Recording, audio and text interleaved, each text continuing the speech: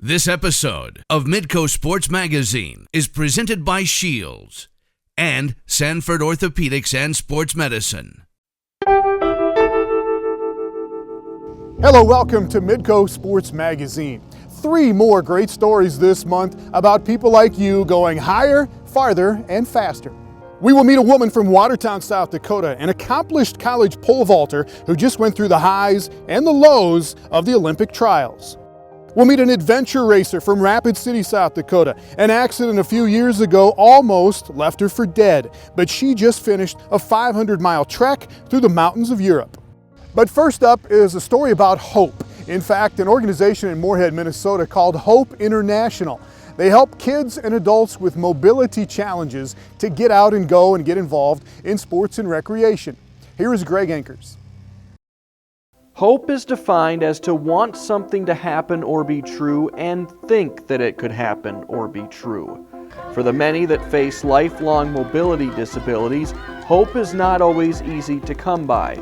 But for dozens in North Dakota and Minnesota, there's an organization working hard every day to help bring that desire into reality.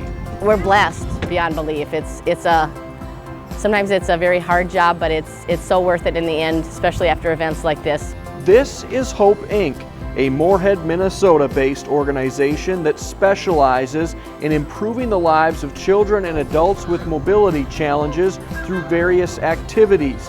The club was formed 10 years ago by Adair and Bill Gromish, who became inspired by a child in their own household.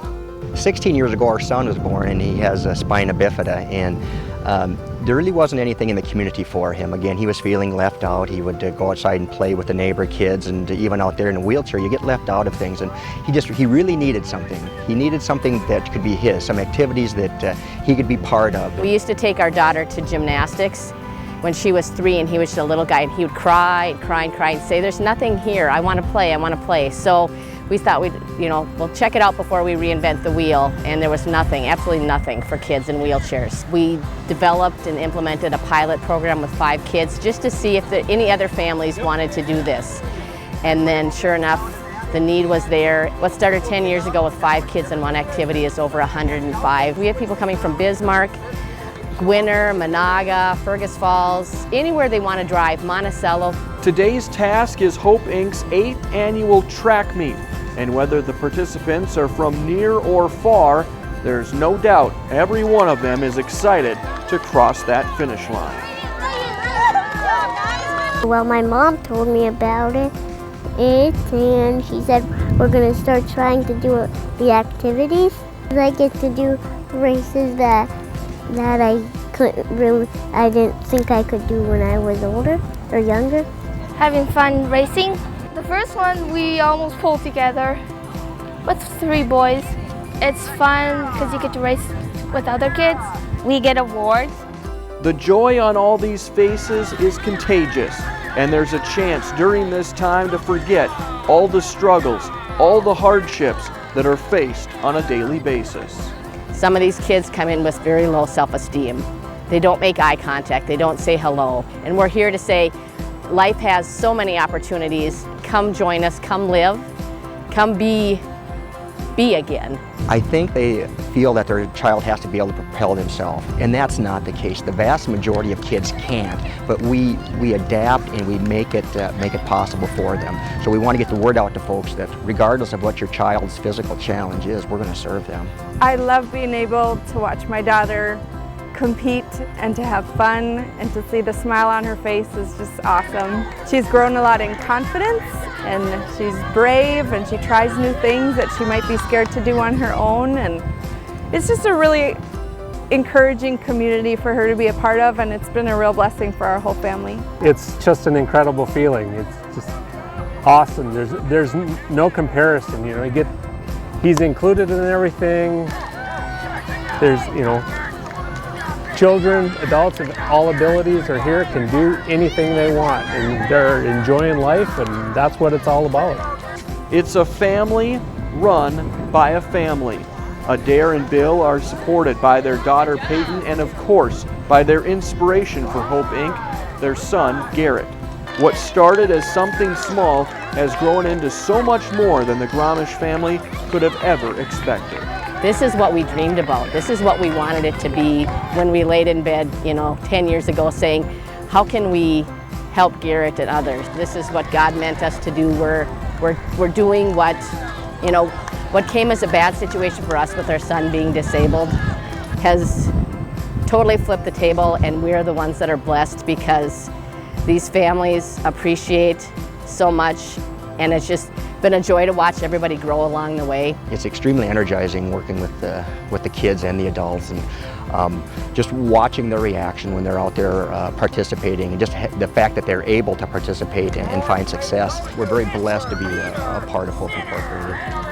A blessing that is felt by everyone that believes in the true meaning of what hope is all about. And joined by Greg Ankers, and obviously they do great work in this organization, and you see people getting out on the track and doing things, but there's not really an athletic focus at all to this program. Absolutely not. It's just about activities for those that have mobility challenges, and it's not just limited to athletic style of events either. You saw the track and field in the piece, but they also do baseball on a weekly basis during the summer. Sled hockey is their most quickly growing sport that they do, but it's not even limited to just those that are interested in sports. They also dabble in theater arts and also have a fashion show that is also quickly gaining in popularity annually as well. Right, very cool. Nice work. Greg Ankers. Up next, a former pole vaulter at North Dakota State University, one of the best the Bison have ever had, who finds that there is much more to training for the Olympic trials than just getting up over that bar. Midco Sports Magazine on Midco Sports Network is presented by Shields and Sanford Orthopedics and Sports Medicine.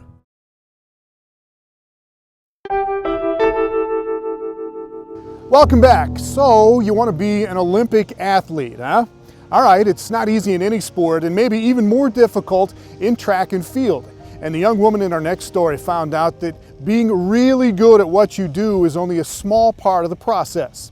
Here is Kelly Stewart with the story.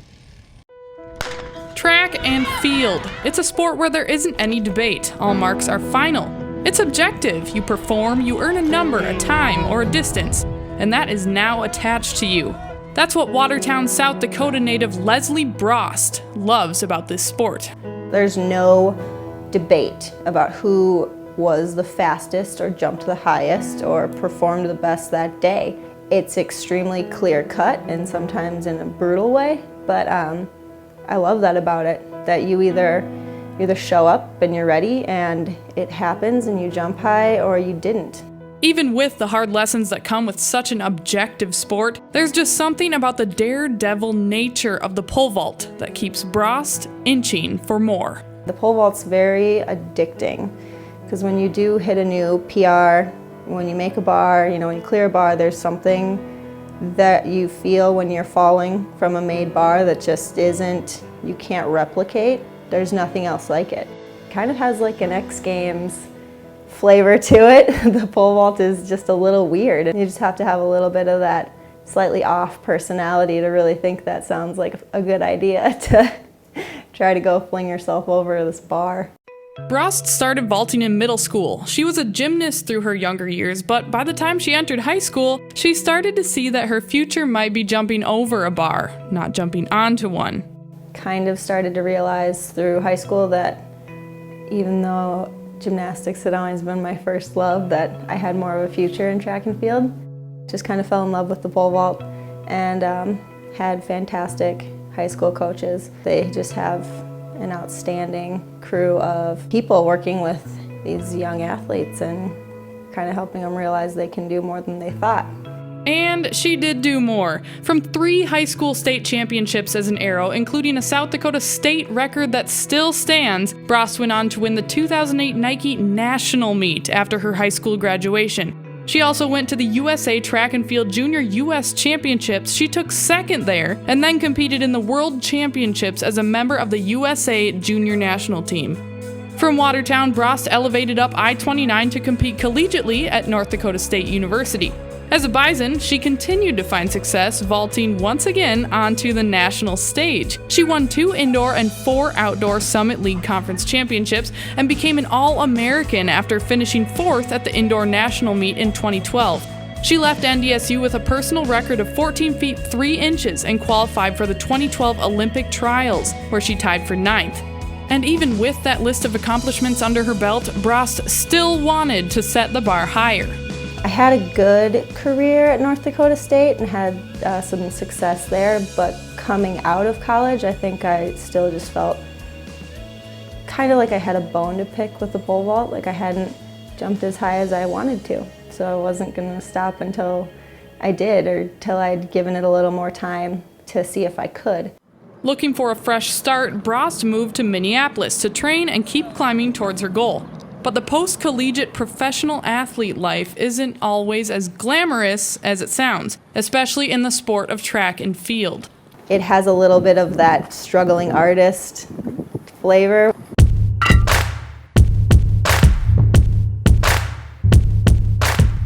Unless you're in the extreme top tier of track and field and you are sponsored by a company like Nike, the vast majority of professional track and field athletes aren't in that situation. They're either working part-time or they have help from their families, people around them.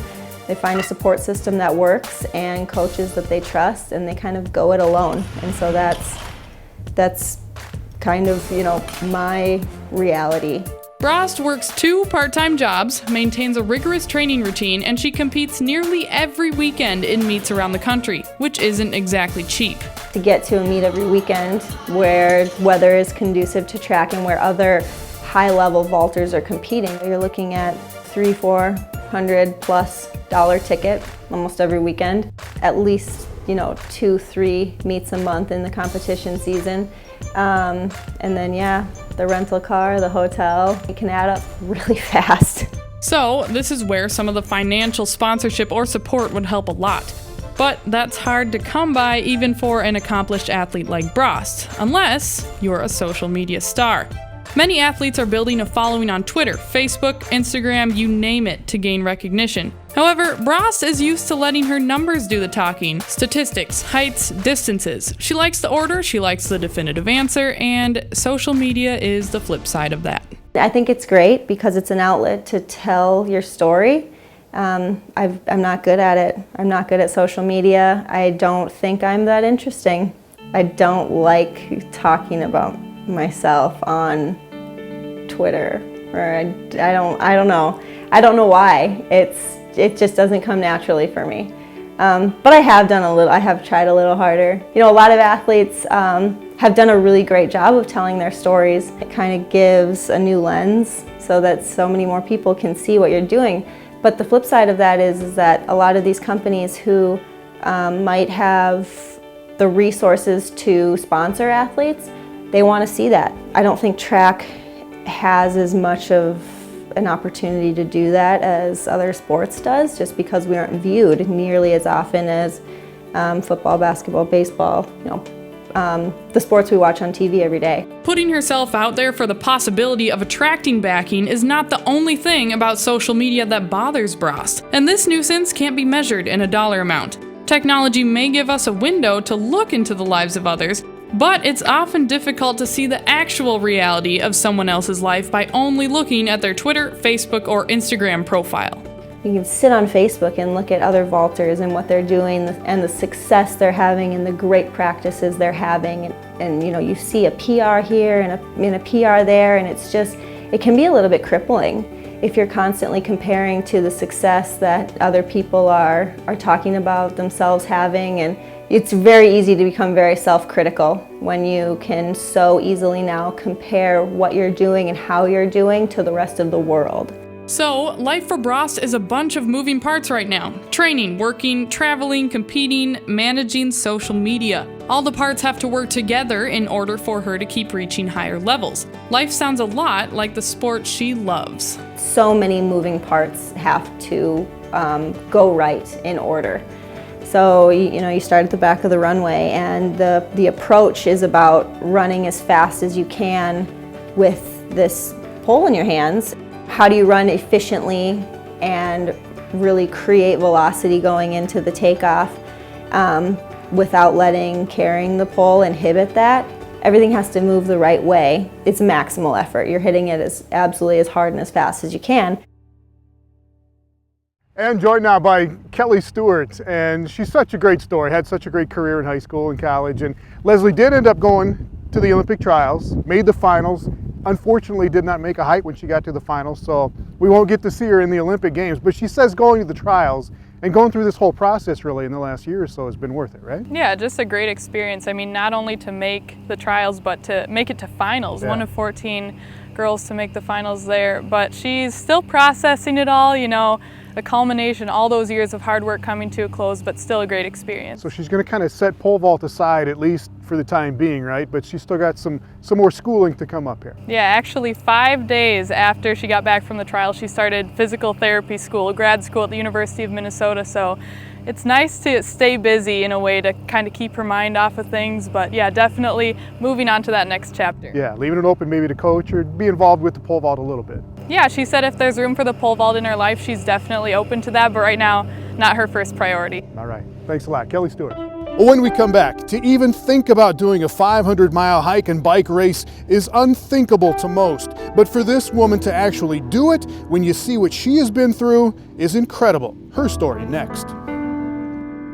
Midco Sports Magazine on Midco Sports Network is presented by Shields and Sanford Orthopedics and Sports Medicine.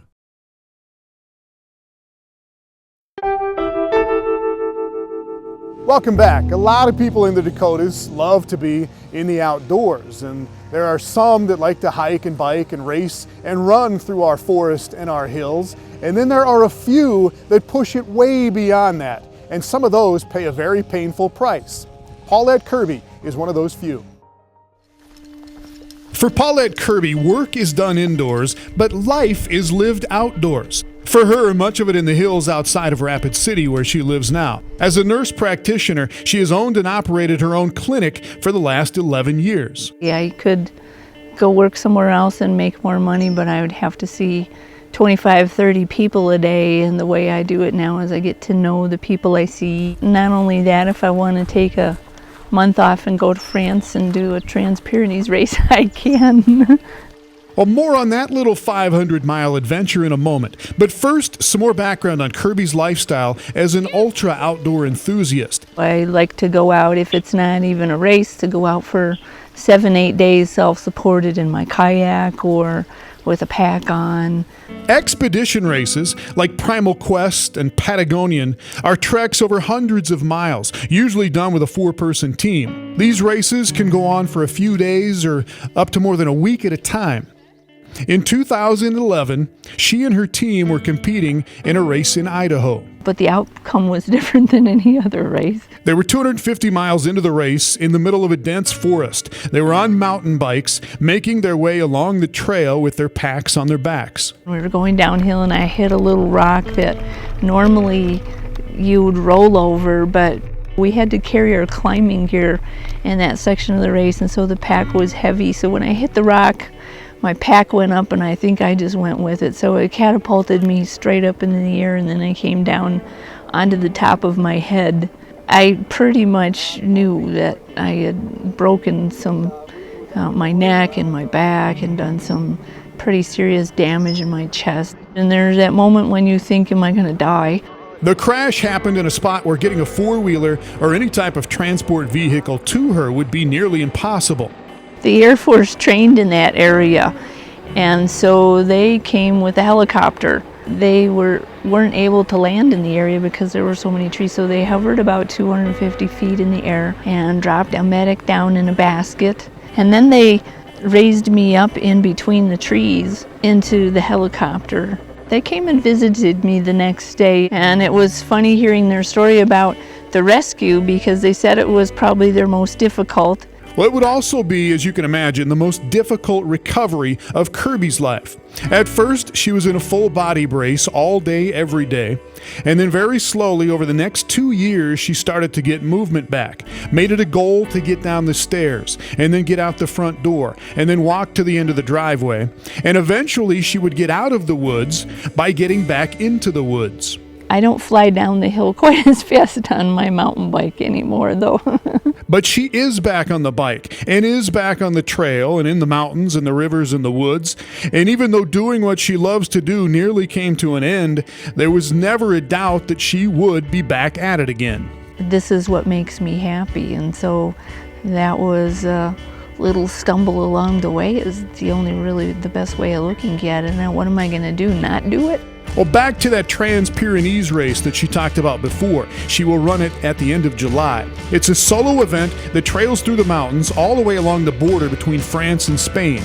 895 kilometers, 538 miles, and all of it on foot. It'll be the latest and the longest in a line of challenges that most people can live without, but not Kirby. And when people say she's crazy, I say to people that I hear that a lot. But I tell them that it's hard to understand if you don't enjoy doing that. But that's what I enjoy, and it's something that it carries over into life. They're almost every time you do it, it's a life-changing experience, and it's adventure, it's fun. You always learn more about yourself.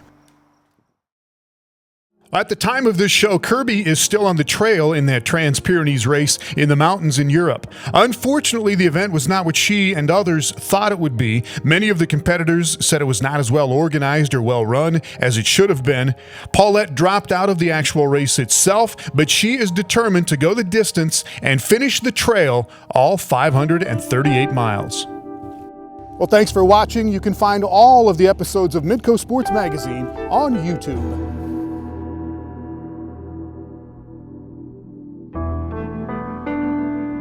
This has been Midco Sports Magazine, presented by Shields and Sanford Orthopedics and Sports Medicine.